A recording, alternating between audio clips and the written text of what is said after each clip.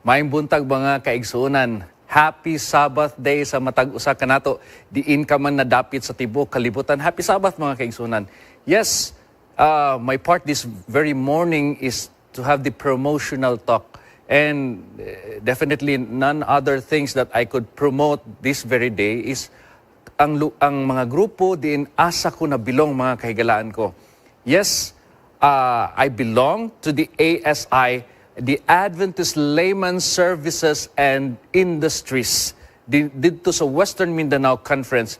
Yes, mga kaigsunan, matag karon og unya. Every time na mo bisita mi sa mga iglesia, kayo hatagan tag speaking engagement, isa sa mga pangutana na ako ipangutana sa mga kaigsunan is, kinsa kailan ninyo sa ASI or ASI? Pataas ang uban, pipila lang yun. So therefore, mga kaigsunan, I can say na dili pa kaayo or wala pa kayo na ilhan ang ASI sa nagkadiiyang mga lugar. And also, kung nakailamang gali sa ASI or ASI, lahi po ang ilang nasabtan.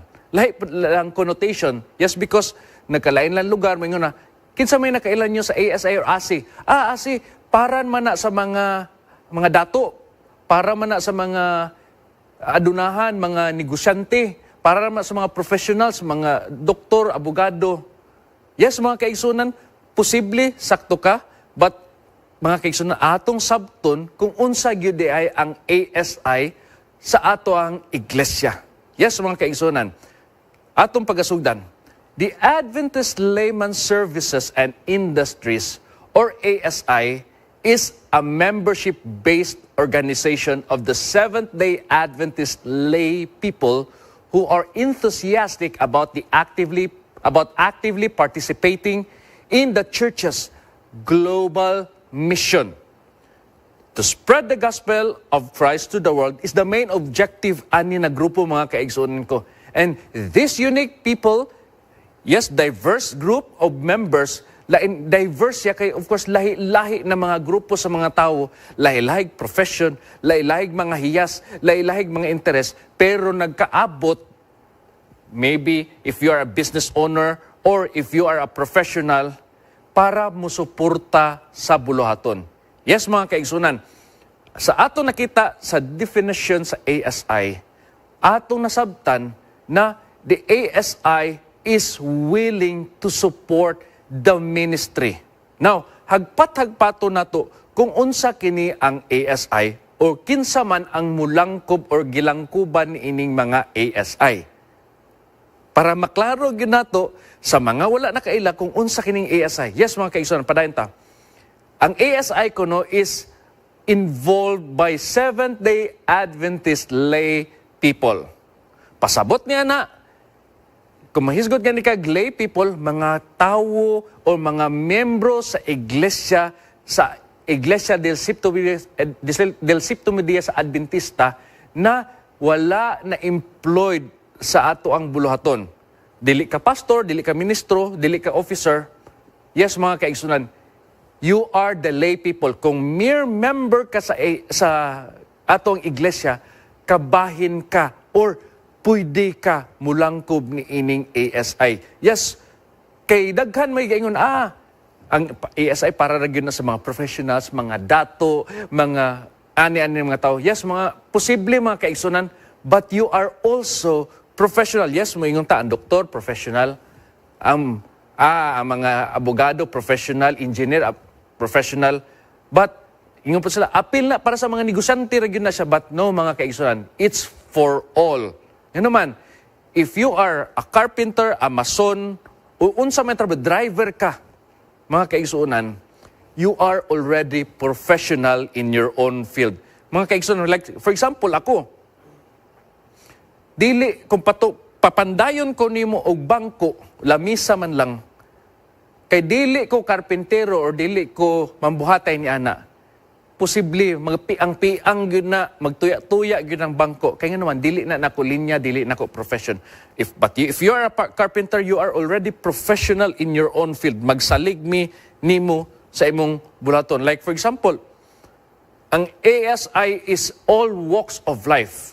daghan ang pwede makatabang or ikaw mismo pwede ka makatabang depende sa imong hiyas, depende sa imong trabaho o depende sa imong gusto itabang sa bulaton sa pagduso sa mensahe sa kamatuoran or sa pagtabang sa mga nanginahanglan. Yes, mga kaigsunan, akong ipasabot ninyo, ang ASI is more of inclusive rather than exclusive.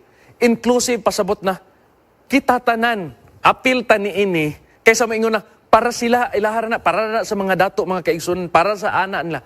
Kaya in fact, mga kaigsunan, to tell you honestly, katong lunop dito sa Oroqueta, I think that's December 2022. Dako kay ito nalunop and dako kay ang damage na naitabo dito sa Oroquieta City sa Western Mindanao Conference. Pagkahuman ni ato daghan tag mga kauban sa iglesia na homeless nangaguba gyud lang balay. Kinsay na ang isa sa mga gi-sponsor sa ASI Western Mindanao Conference ni ato is bahay mo ayusin ko maghatag og mga panimalay sa mga nadautan. Then we have given about more than 20 houses. Pero kinsa man ang nag-spirit or kinsa man ang nag-spirit sa ato na bulaton, dili mga doktor oy, dili mga abogado oy. Ang atong mga panday, ang atong mga bason, ug lain-lain na mga profesyon. So therefore mga kaigsunan, akong ipasabot ninyo na ang ASI para na sa atong tanan. Depende sa imuhang linya, but wala siya nagpasabot na exclusive siya. I think nakuha na nato mga kaigsunan. Yes. Next, global mission. Global mission mga kaigsunan ng ASI is recognized globally. Dagkay nakaunaw na abinlag sa SWPUC rani or SPUC rani kaniadto. But mga kaigsunan, ang ASI di ay apil tibuok kalibutan, recognized by the General Conference. That's why mga kaigsunan, matag karon og unya na ay mga meeting ang ASI members na ay sa General Conference dito sa gawa sa Amerika or sa lain na nasod or naapod sa SSD-wide sa line this year, ang atong SSD-wide na convention sa ASI sa Phuket, Thailand this coming August. Yes, mga kaigsunan, ang mga kaigsunan nato na member sa ASI, mubiyahe ani ng mga lugar kay para to have business meeting with the Lord. Business meeting with our mga kauban ng mga ASI. Dili kay maghisgot og negosyo dito, but business sa pagdaog sa mga hamiling kalag. And interested kay may mutanaw, we usually look forward to this one kay daghan kag madunggan ng mga testimony. Ingon-ani naman siya sa una, pero karon ingon-ani naman siya. Yes, dili tanan magsugod og dako mga kaigsunan, dili tanan. Nagsugod sa gamay, naghatag og dakong higayon sa kanang panahon sa buluhaton, milambo kay panalanginan sa Ginoo.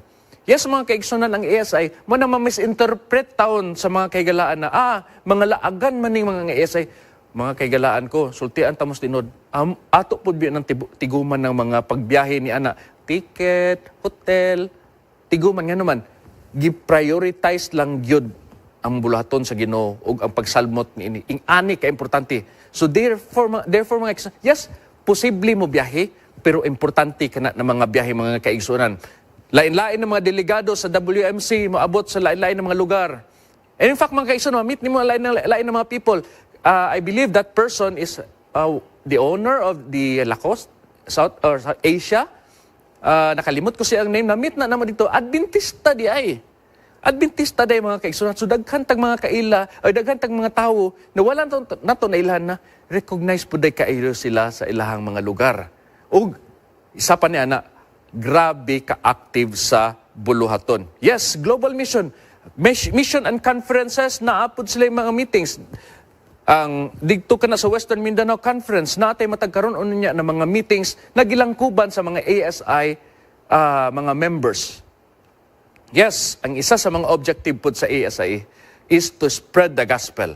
Bisag asa na dapit, mabukid manag, maisla man na sila, ni-involved ta sa ASI. Magtukod tag mga simbahan na ginagmay dito sa mga lugar na hilit-hilit pa, o mutabang po ta sa mga lugar, magpatukod sa mga iglesias, lain-lain na mga lugar kung gikinahanglan kini. Yes, we are so active ni ini mga kaigsunan. And I believe you are part of this one na buluhaton. And isa ni ini ang pagdaog sa mga hamiling kalag. Well, in fact, WMC, nagabuhat kitag pagwali dito. This year, we have more than 40 or 50 sites for evangelism dito. All speakers are all non-pastors, ASI members, nagabuhat sa pagwali. They themselves are getting involved in the ministry, funded by ASI, supported by our church, and of course, mga kaisunan, everybody, the ASI, is helping the ministry of the Seventh-day Adventist Church. Yes, mga kaigsunan, this is very important to know na last year, 2024, a total of 963 baptism ang nahitabo last year sa Tibuok Southwestern Philippine Union Conference, and 518 yan ang mga kaigsunan dito sa Western Mindanao Conference. In anak aktibo 2025, we have our simultaneous evangelistic effort, and counting up, we're almost 600 in baptism and going up. Yes, isa sa mga team, mga kaigsunan sa ESI, is sharing Christ in the marketplace. That is, we are involving ourselves in spreading the gospel. We are making, daghay gaingon na, busy kay ko mo, nandi ko kaapil sa bulaton, muamot na lang ko, ana, mga kaigsunan, dili ka na mao ang gusto sa Ginoo. Wala nang ginahanglan ang Ginoo sa imong kwarta. Nang ginahanglan ang Ginoo sa imong kasing-kasing sa pagbuhat sa buluhaton. Himuon natog pulpito ang atong nagkadaiyang mga trabaho, atong nagkadaiyang negosyo, atong nagkadaiyang profesyon, para ipakuyanap ang mga balita. Dili kinahanglan muwali, but kinahanglan lang nato ipakita kung unsa man galing ang pabatasan o ang buluhaton ni Ginoong Hesus samtang naa pa sa kalibutan. Sharing Christ in the marketplace, mga kaigsoon, and that's Adventist Layman Services and Industries, or the ASI. Maayong buntag og happy Sabbath day kanatong tanan.